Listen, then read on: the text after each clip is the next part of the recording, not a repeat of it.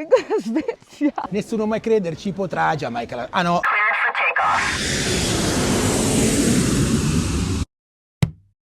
Amici del canale, oggi vi portiamo con noi in una delle zone più spettacolari della Svizzera, l'Alta Engadina. Partiremo da un punto davvero spettacolare, il lago di Sils, e arriveremo fino alla famosissima St. Moritz. Il lago di Sils è raggiungibile facendo il passo del Maloja dall'Italia, quindi Chiavenna, Maloja, e poi in 20 minuti si arriva sul lago. D'inverno lo troverete ghiacciato, ma d'estate è un paesaggio da cartolina. Ma prima di continuare col nostro viaggio in Svizzera, un minutino dedicato al nostro sponsor che supporta il canale, Saily, le SIM digitale che ci supporta durante tutti i nostri viaggi, soprattutto quelli all'estero, fuori dall'Europa. Piccola parentesi per chi viaggia come noi, oggi siamo fuori dall'Europa, siamo in Svizzera e questo vuol dire solo una cosa. Se usate internet per postare le vostre foto sui social o usate il navigatore per trovare la strada, con il vostro operatore rischiate il roaming, costi salatissimi e limiti nell'utilizzo. È per questo che noi usiamo Saily, la comoda eSIM per tutti i viaggiatori, valida in più di 200 paesi. Semplicissima da usare, si scarica l'app, si sceglie il paese per il quale state viaggiando, si sceglie la taglia di giga necessaria e subito fatto. In 3 semplicissimi tap si attiva l'eSIM sul vostro telefono e siete già connessi. Tra l'altro con l'app di Saily puoi anche cambiare la tua posizione virtuale in pochi secondi. Puoi scegliere tra oltre 115 posizioni, navigare in modo più privato e accedere ai tuoi contenuti preferiti ovunque ti trovi, oltre ad avere l'assistenza 24 ore su 24. E non dimenticatevi che con il nostro codice BEST avete anche il 15% di sconto sul vostro primo acquisto.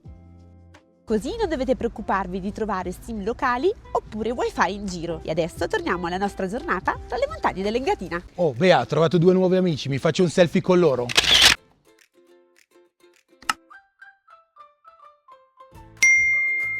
E quindi preparatevi perché oggi troverete dei paesaggi alpini pazzeschi, un lago che sembra uscito da una favola e una delle località sciistiche più famose al mondo. Anch'io ho trovato un'amica, Inga, e vengo da Svezia. Inga da Svezia! Qui sul lago di Sils è usuale trovare queste sculture in legno e delle bellissime e comode panchine per riposarsi.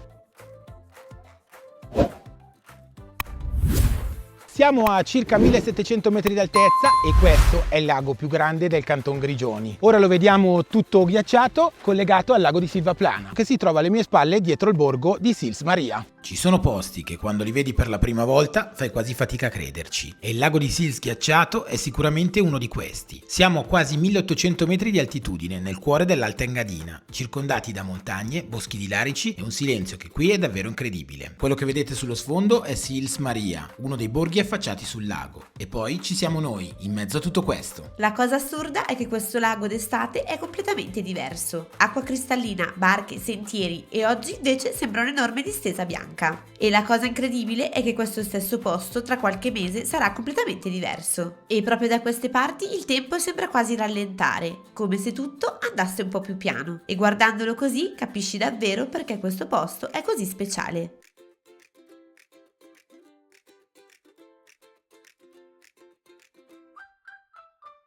Ma il lago di Sils ha anche un altro record, ovvero la linea di battelli più alta d'Europa. Il lago di Sils è anche conosciuto come il lago della poesia. Infatti si dice che qui Nietzsche trascorreva parecchie delle sue estati e si racconta che lui amasse sedersi su una panchina sotto i larici sulla penisola di Chastet per rilassarsi e pensare. Qua che pensieri, se facevano i pensieri come loro mi sa che prendeva più sole che tutto, Allora, questa non sarà la panchina di Nietzsche perché per ovvi motivi non siamo riusciti ad arrivare. C'era il sentiero completamente ghiacciato, però va bene lo stesso per rilassarsi. Una delle cose più particolari del lago di Sils è che le sue acque finiscono in 2 fiumi diversi, l'Inn e la Maira, che non è la Moira, quella è la zia, è la mia zia Moira. Mai visto cosa sono avanti in Svizzera? C'è la scopettina per pulire la panchina dalla neve.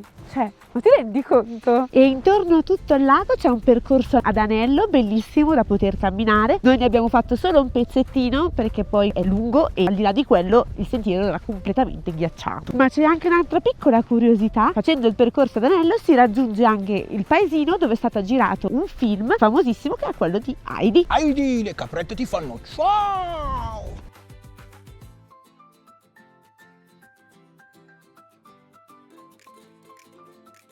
Mi sa che siamo stati troppo fuori al freddo senza la giacca, cosa dici? Mamma mia, mi sono di sì, cavolo.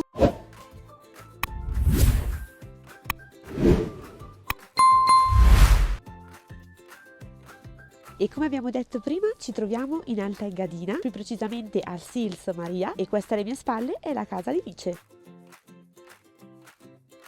Per raggiungere la casa di Nice basta parcheggiare in centro Sils Maria, c'è un parcheggio sotterraneo, la prima ora tra l'altro è gratuita, appena usciti dal parcheggio si gira a destra, si attraversa la strada e di fianco all'hotel Edelweiss troviamo la casa di Nice. E dopo aver lasciato Sils ci siamo diretti in una delle località più iconiche di tutto il mondo. Siamo a St. Moritz, la regina dell'Engadina, dove il sole splende per oltre 200 giorni l'anno.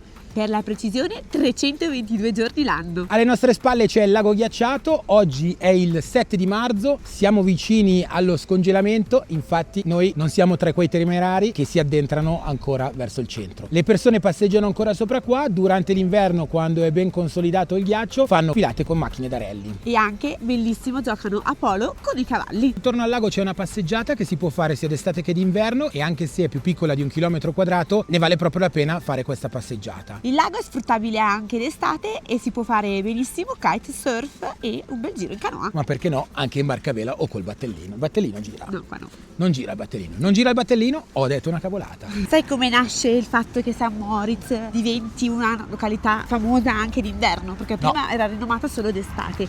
Nel 1864 il famoso albergatore Johannes Badrut fece una scommessa con dei suoi ospiti. Gli ha detto praticamente che se loro venivano anche d'inverno ad alloggiare a St. Moritz e si fossero trovati bene, le avrebbe pagato lui completamente il soggiorno. Quindi cosa è successo? Questi clienti si sono decisi a prenotare la vacanza d'inverno e si sono trovati talmente tanto bene che quindi da allora questa località è diventata famosa anche per le vacanze invernali. È come dargli torto, guarda che lago.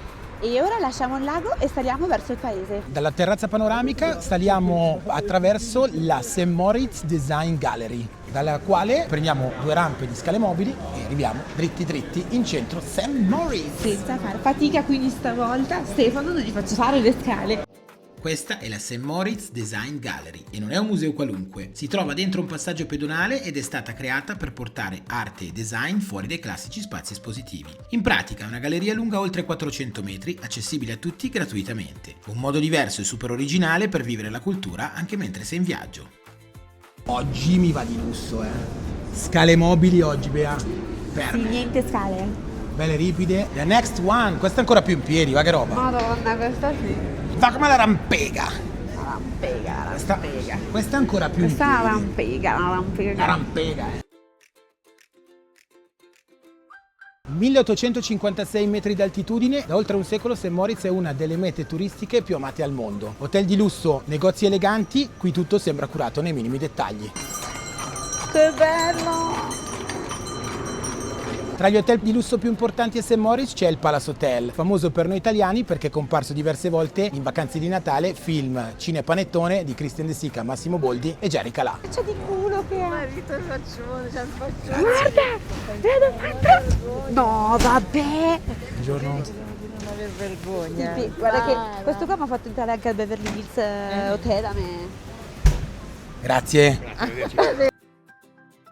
Ma, amore, non mi avevi detto di affari di famiglia, Sabadini con una B, non si può vedere sta roba, mannaggia.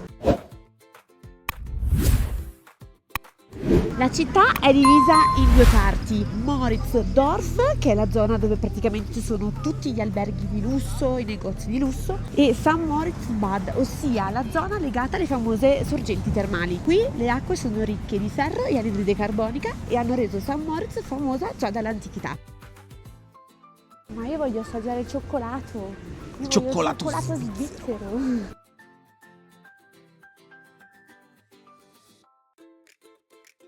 Se passate di qui non potete perdervi una pausa golosa alla famosissima cioccolateria Anselmann, famosa dal 1894. Qui possiamo provare il famosissimo cioccolato svizzero e io voglio provarlo,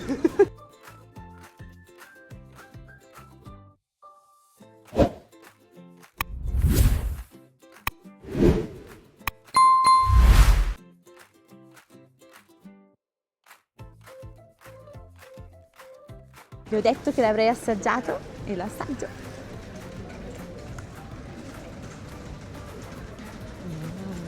Buonissimo, cioccolato svizzero. Costato un rene, ma è buonissimo. Buonissimo. Nessuno mai crederci potrà, Giamaica. Ah no, è quello della Svizzera.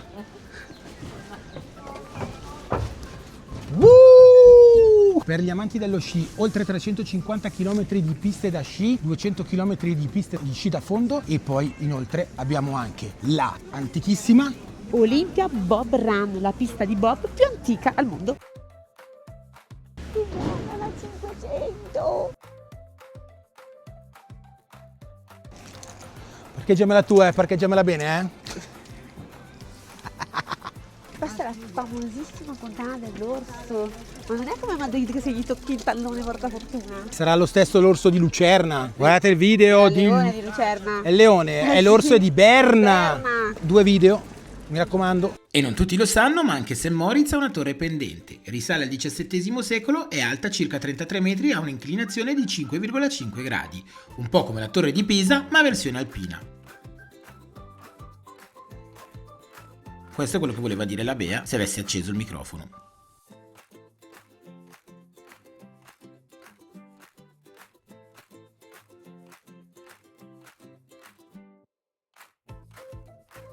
E St. Moritz è anche il capolinea di una delle tratte più spettacolari delle Alpi, il Tronino Rosso del Bernina, considerato patrimonio UNESCO. Tra l'altro noi ci abbiamo fatto un video proprio del Bernina Express, vi lasciamo qui la scheda per andare a vederlo perché è una gita bellissima in panorami mozzafiato che normalmente non si riescono a vedere nella vita di tutti i giorni. E una giornata così ci fa capire perché amiamo tanto viaggiare. Siamo passati da paesaggi alpini incontaminati fino ad arrivare in una delle località montane più rinomate al mondo. Il nostro video termina qui, vi ringraziamo per averlo visto fino a questo punto, fateci sapere se vi è piaciuto mettendo un like. E fateci sapere nei commenti se conoscevate già il lago di Sils o la famosa St. Moritz. Ricordatevi di seguirci anche su Instagram, Facebook e sul nostro sito vestiviaggidibeatricestefano.weebly.com e a questo punto ci vediamo Al prossimo viaggio. Ciao!